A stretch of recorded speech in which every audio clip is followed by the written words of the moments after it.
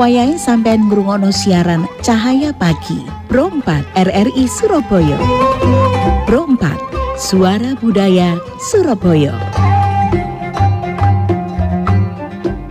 Assalamualaikum warahmatullahi wabarakatuh. Waalaikumsalam warahmatullahi wabarakatuh. Alhamdulillahirabbil alamin.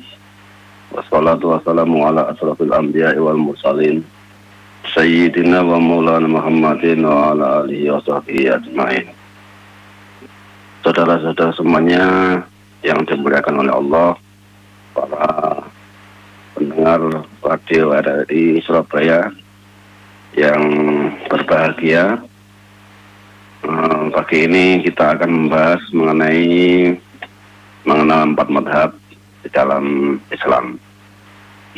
Sebelum kita lebih jauh mengenai 4 madhab yang akan kita bahas nanti, perlu diketahui kenapa kok ada madhab, kenapa kok kita harus mengikuti madhab.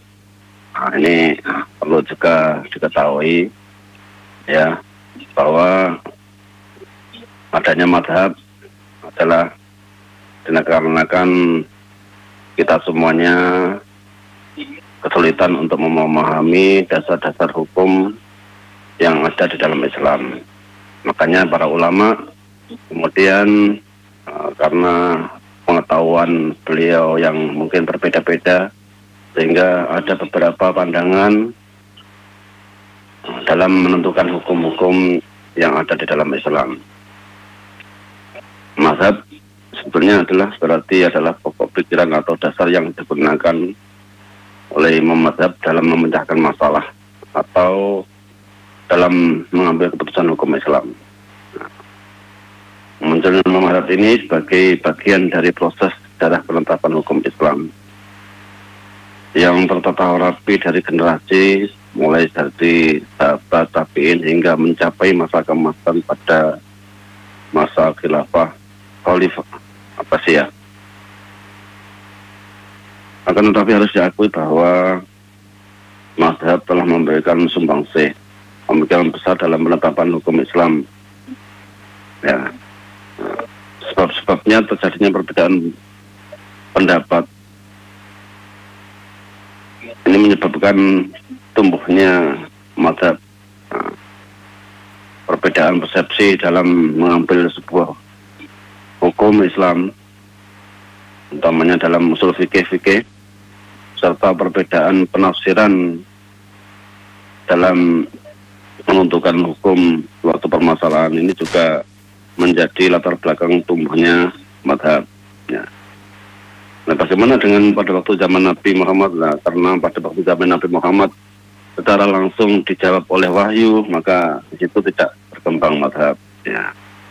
Jadi berkembang mazhab karena sepeninggal beliau Nabi Muhammad, sehingga untuk menentukan itu perlu pemahaman yang mendalam dari apa yang sudah disebutkan di dalam nas Al-Quran maupun hadis.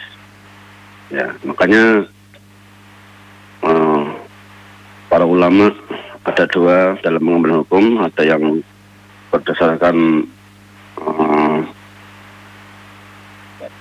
hukum Islam, ya, hukum syara, ada yang berdasarkan hukum qiyas, ya, hukum syara, artinya bersumber dari Al-Quran dan hadis, dan ada kalanya yang bersumber dari qiyas atau dari penelaan atau dari akal pikiran. Nah, beberapa pokok pikiran yang disampaikan oleh para ulama itulah kemudian beberapa berkembang istilahnya namanya mazhab. Sebetulnya ada banyak mazhab, ada 13 mazhab pada pikiran yang berkembang di dalam Islam, namun yang paling populer itu adalah hanya 4 mazhab itu tadi. Jadi yang paling populer itu ada 4 mazhab, ya, yaitu mazhab Hanafi, mazhab Maliki, mazhab Syafi'i, dan Hambali. Kalau mazhab Hanafi ini biasanya mayoritas digunakan di negara-negara seperti Pakistan, India, Cina, Turki, dan sekitarnya. Kalau mazhab Maliki ini banyak digunakan di Timur Tengah, ya, seperti di Afrika, Libya, Tunisia, dan lain-lain. Kalau beda lagi dengan mazhab Imam Syafi'i yang mayoritas dipakai umat Islam di Indonesia, ya, ada juga di Malaysia, Brunei Darussalam, Thailand. Jadi kalau Asia Tenggara itu lebih banyak cocok cenderung memakai metode cara pengambilan hukum yang dipakai oleh Imam Syafi'i. Karena kenapa kok cocok dengan mayoritas dengan mengambil Imam Syafi'i, ya karena itu tadi beberapa imam mazhab itu dalam mengambil keputusan itu juga di samping dipengaruhi oleh pemahamannya juga dikarenakan lingkungannya yang berbeda, maka pemahamannya juga berbeda pula. Nah, nah, karena berbeda pula lingkungannya, latar belakangannya, permasalahannya itulah sehingga negara-negara atau daerah-daerah itu juga menyesuaikan pandangan, menentukan ikut mazhab yang mana itu disesuaikan dengan itu tadi. Karena mayoritas di Asia itu adalah cenderung ke pandangannya Imam Syafi'i, maka lebih banyak mengikuti mazhab Imam Syafi'i. Ya, jadi yang dimaksud di dalam bermadzhab utamanya dasar hukum pemikiran dalam mengambil keputusan hukum Islam ini, yang seperti yang saya sebutkan tadi, yang paling populer adalah 4 mazhab, yaitu Hanafi, Maliki, Syafi'i, dan Hambali. Yang pertama adalah mazhab Hanafi, ya. Kenapa disebut dengan mazhab Hanafi? Karena memang yang mendirikannya, yang mempopulerkannya adalah seorang alim, seorang ulama yang bernama Imam Abu Hanifah An-Nu'man bin Tsabit, ya. Di mana beliau lahir pada tahun 80 Hijriah di Kufah dan wafat pada tahun 150 Hijriah, ya. Ya, kemudian mazhab Hanafi ini lebih banyak dikenal dengan mazhab ahli qiyas, ahli atau akal, karena hadis yang sampai ke Irak yang merupakan daerah ini sedikit, sehingga untuk mengambil sebuah keputusan hukum syariah, beliau banyak mempergunakan akal pikiran, penelaan, mempergunakan qiyas, ya. Jadi Imam Hanafi ini termasuk ulama yang cerdas, ya, ulama yang cerdas. Terus kemudian di samping cerdas, beliaunya ini adalah pengasih, kemudian ahli ibadah, fasih membaca Al-Quran, ya. Karena beliau ini ditawari menjadi hakim pada zamannya Bani Umayyah, namun beliaunya menolak. Dan karena saking cerdasnya, saking bagusnya dalam pemikirannya, mazhab Hanafi ini banyak berkembang, utamanya pada zaman Khalifah Harun al-Rasyid, ya, akan menjadi mazhab pemerintah pada waktu itu. Kemudian pada zaman pemerintahan Abu Ja'far al-Mansur, pada zaman Umayyah ini, beliau diminta kembali untuk menjadi hakim, tapi juga kemudian menolak beliau, ya. Nah, itu untuk mazhab Hanafi. Jadi yang pertama memang yang berkembang adalah mazhab Hanafi yang dilahirkan lebih dulu ya, tahun 80 Hijriah ya. Di dasar hukum yang dipakai oleh Abu Hanifah ini lebih banyak kepada qiyas atau penafsiran atau penelaan ya. Ya itu alasannya karena hadis yang sampai ke daerahnya waktu itu adalah Irak lebih sedikit ya.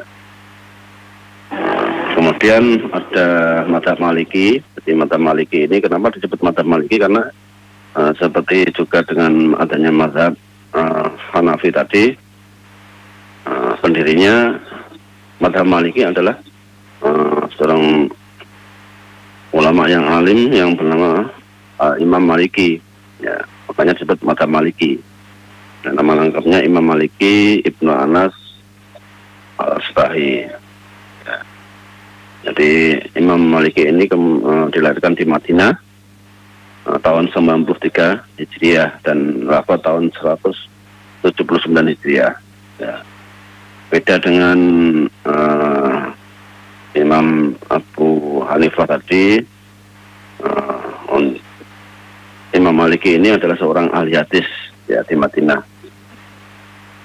ya. Makanya karena beliau terkenal sebagai ahli hadis, mazhab ini sering juga disebut dengan mazhab ahli hadis. Bahkan beliau mengutamakan perbuatan ahli Madinah daripada hafal hadis yang diriwayatkan oleh seorang.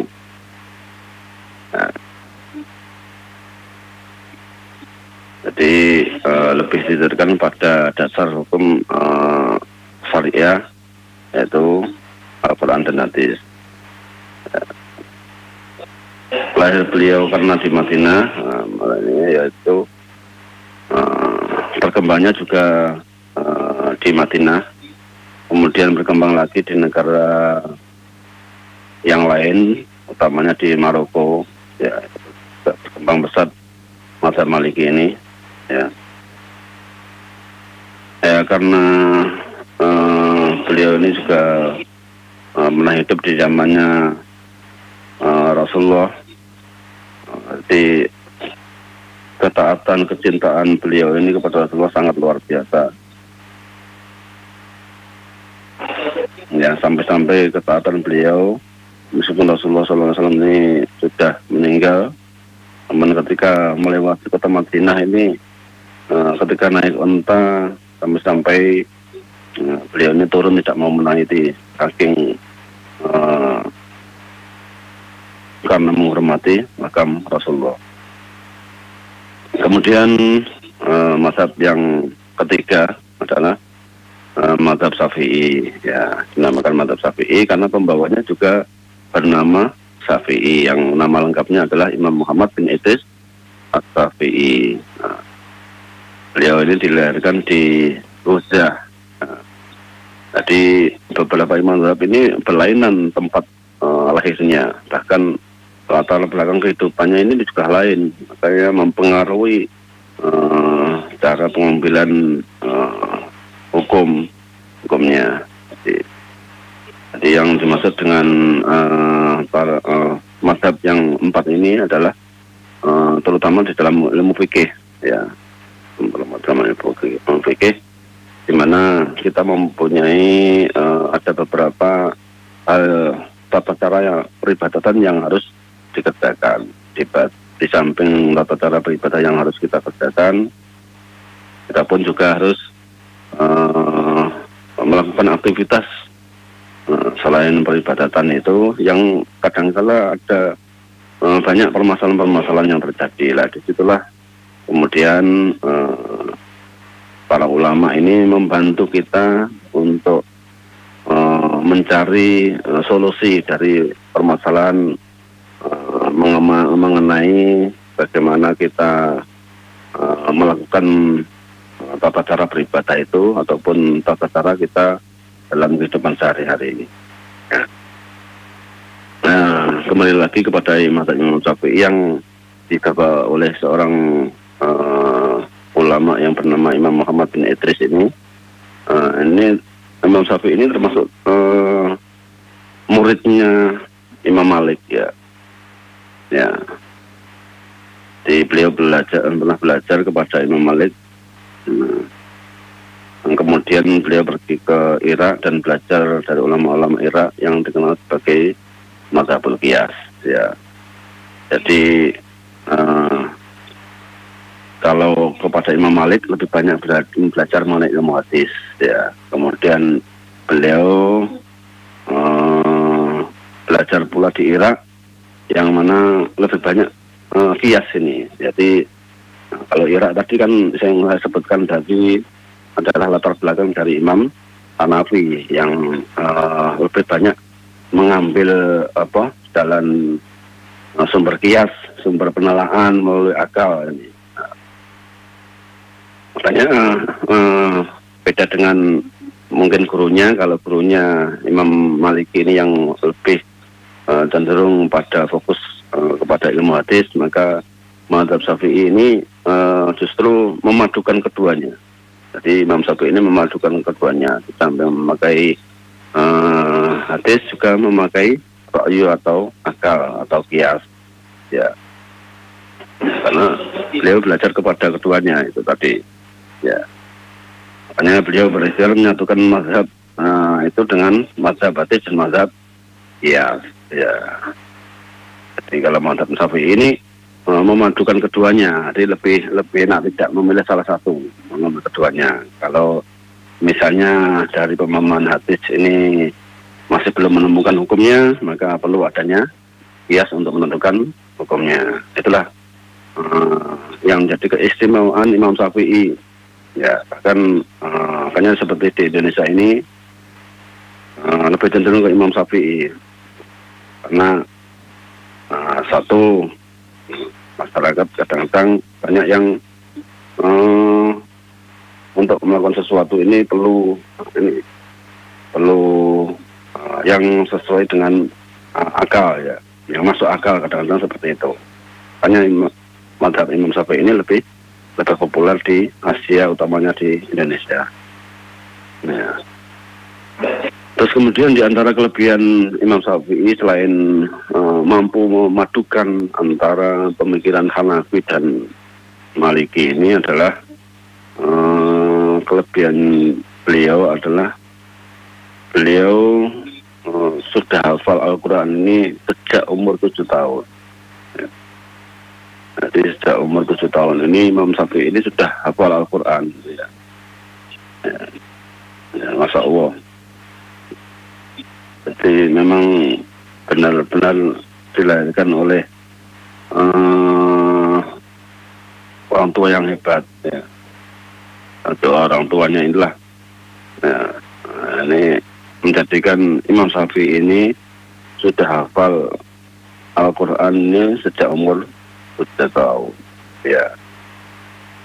Kepandaiannya Imam Syafi'i ini dalam mengelola, memahami hadis maupun mengelola penelaannya, penafsirannya ya. Hingga beliau ini pandai diskusi juga ya. Pandai diskusi juga. Di samping mazhab Syafi'i ini berkembang di Asia, sebetulnya di lingkungan Timur Tengah ini juga banyak ya berkembang mazhab Syafi'i ya.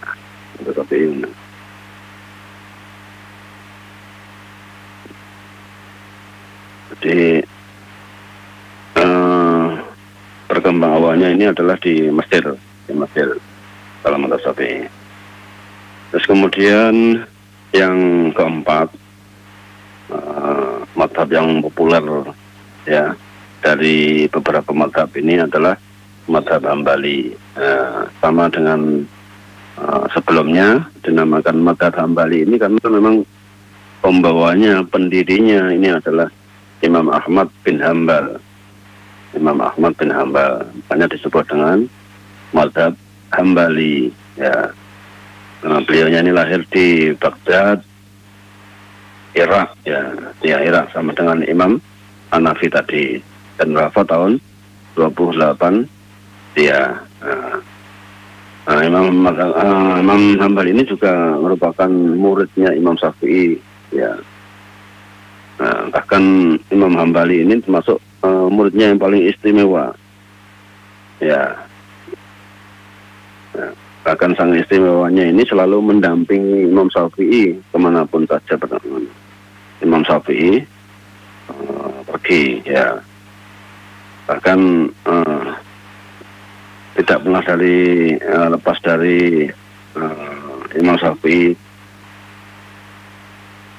kemanapun saja, ya. Sampai ke Mesir, kemana saja itu ikut terus dia.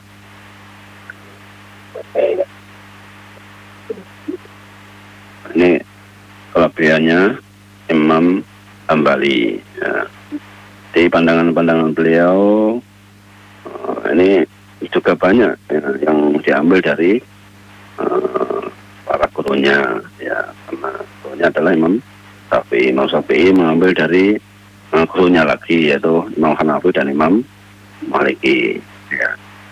Namun demikian, meskipun Imam Hambali ini berkembang, misalnya mempunyai pandangan tersendiri, namun tidak pernah istilahnya kemudian terjadi perselisihan dengan gurunya, tidak pernah, ya. Itu bedanya. Kalau sekarang ini kadang-kadang kan banyak, kalau sudah muridnya mempunyai pandangan, akhirnya berselisih dengan gurunya. Tapi tidak demikian dengan beliau-beliaunya ini, ya, termasuk Imam Syafi'i, meskipun punya pandangan tersendiri, tapi beliau menghormati guru-gurunya. Demikian pula Imam Hambali, meskipun punya mazhab tersendiri dengan gurunya, tapi istimewanya selalu menghormati guru-gurunya. Sini, jadi begitu mengenai empat mazhab yang populer di antara beberapa mazhab yang membantu kita semuanya mengambil tindakan, mengambil keputusan, ya, karena kita semuanya kan masih awam dalam mempelajari hukum-hukum yang ada di dalam Al-Quran maupun Al-Hadis. Maka dengan adanya mazhab ini membantu kita semuanya, ya, membantu kita semuanya mengetahui hukum, bagaimana tata cara beribadah, bagaimana tata cara kita bermuamalah, seperti itu. Oke, Ustaz. Ya, kalau demikian mungkin yang bisa saya sampaikan. Terima kasih. Assalamualaikum warahmatullahi wabarakatuh. Waalaikumsalam warahmatullahi wabarakatuh. Ustadz, mantun niki enten pertanyaan Ustadz, enten saking hamba Allah, saking kenjeran niki ngirimaken WhatsApp. Dijawab mantune laku nggih Ustadz. Assalamualaikum Pak Ustadz dan sahabat Pro4 yang dirahmati Allah. Lantas siapa yang mengajarkan penulisan kaligrafi Arab dan tartil, dan imam siapa yang menerbitkan kitab kuning fikih? Sekian pertanyaan saya dari hamba Allah di Kenjeran. Nek ngeten Ustadz pertanyaannya Ustadz, monggo. Nggih. Matur nuwun, nggih. Jadi beberapa perkembangannya mazhab kemudian munculnya adanya beberapa tulisan, ya, monograf yang kemudian dituliskan oleh beberapa imam mazhab tersebut, ya. Akhirnya kemudian jadi tulisan beliau mengenai dasar hukum Islam kemudian dituliskan di dalam buku-buku, ya, karena buku-buku yang berkembang itu kemudian warnanya kuning, pada waktu itu artinya kemudian disebut dengan kitab kuning, ya. Jadi kitab kuning ini di samping warnanya karena juga memang istilahnya kitab karangan ulama yang dahulu, ya, atau lebih menonjolnya kepada ulama-ulama mazhab ini, ya, ya, saking lamanya. Dan karena identiknya dengan kitab kuning, kemudian dinamakan dengan kitab kuning. Kitab kuning ini banyak diajarkan di pondok-pondok pesantren, kalau di Indonesia ini. Ya, kalau di daerah-daerahnya para ulama mazhab itu ya seperti yang di Mesir tadi, di Basrah juga demikian. Ya, juga berkembang mengenai kitab ilmu, kitab kuning tadi. Ya, kemudian ada juga kemudian penulisan kaligrafi ini dari mana ini? Khot ini cara penulisan kaligrafi. Jadi kalau kaligrafi ini biasanya kan merupakan karya seni ya, karya seni dalam menampilkan huruf atau ayat-ayat Al-Quran. Bahkan kadang pula dalam kaligrafi ini tidak hanya huruf Arab saja ya, kadang-kadang masih juga ditambah dengan bahasa-bahasa yang lain, kadang-kadang seperti itu ya. Iya Ustaz. Tapi cenderung karena kaligrafi itu berkembangnya dari karya seni Islam, sehingga banyak menggunakan bahasa Arab. Iya. Ya. Iya Ustadz, waktu juga yang memisahkan kita Ustadz hari ini Ustadz. Matur nuwun Ustadz sampun maringi tausiahe dinten iki Ustadz. Mugi-mugi Cak Ning sing sampun takon sudah terjawab nggih jawaban dari Ustadz Solihuddin. Ustadz matur nuwun Ustadz. Ketemu malih kapan-kapan di kesempatan yang berikutnya nggih Ustadz. Nggih, sami-sami, matur nuwun. Nggih. Matur suwun. Assalamualaikum. Salam.